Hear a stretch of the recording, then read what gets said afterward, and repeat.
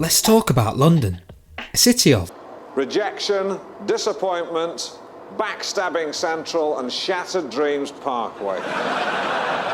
But if you've ever visited the city, there's one thing that must stand out. Yeah, that's right, it's crappy tasting water.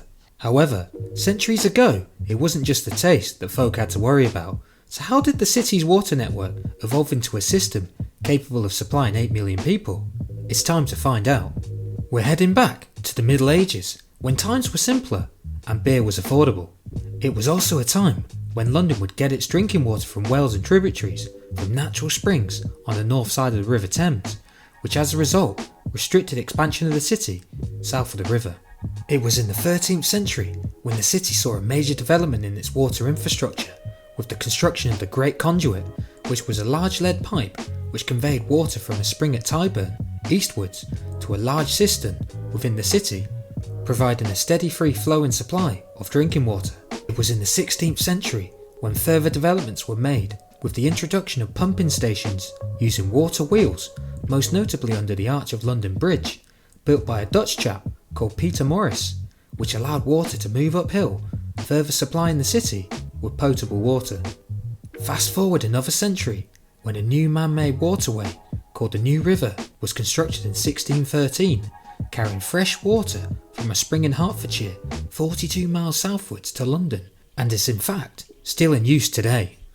Over the next few centuries, private water companies would start popping up all over London, with the intention of supplying areas of the city with water, allowing the city's population to grow to over 1 million people by the start of the 19th century.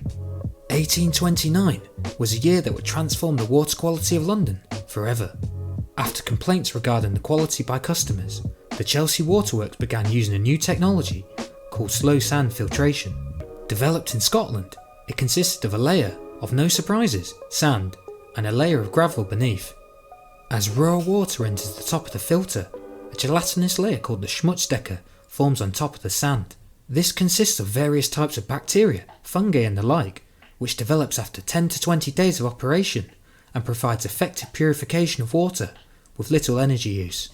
This technique was so effective that it was mandated by the government in 1852 and is still used today to treat large amounts of London's water. Moving further into the mid-19th century, there was a growing concern that the private water companies were not supplying enough water, and what was being supplied was often contaminated due to much of it being taken from the River Thames. As you can expect, this all ended badly with a significant cholera outbreak in 1854, taking over 600 lives. Further investigations by a man called John Snow would trace the source of the outbreak to a contaminated water pump.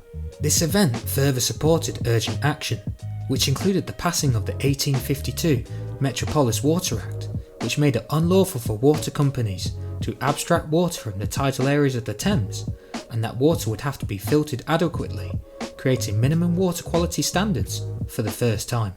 The result of regulation saw companies such as the Chelsea and Lambeth Waterworks establishing reservoirs and filtration plants at Seething Wells, riverside between Long Ditton and Surbiton, to abstract water from the non-tidal part of the River Thames.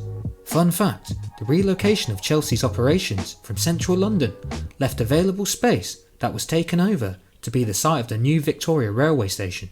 The relocation of Chelsea and Lambeth Waterworks to southwest London would form a catalyst for other companies to locate operations in the area, with the construction of reservoirs which were served by a main which moved water to as far as Battersea.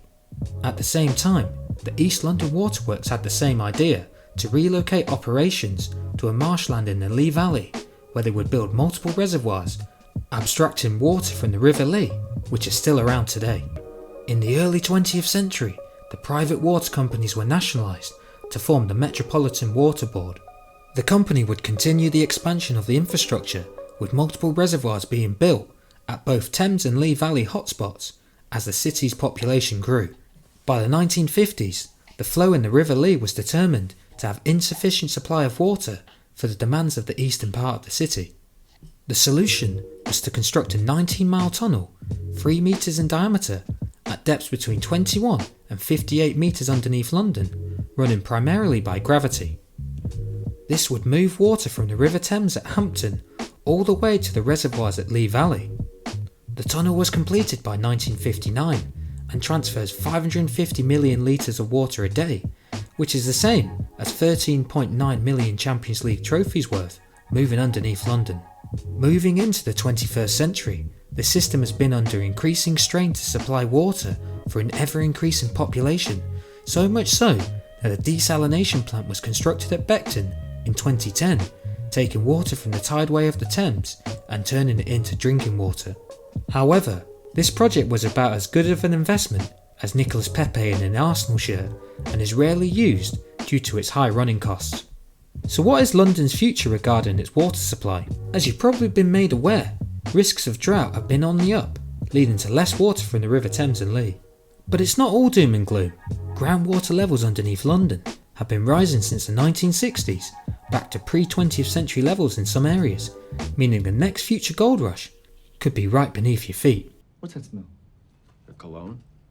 No. Opportunity.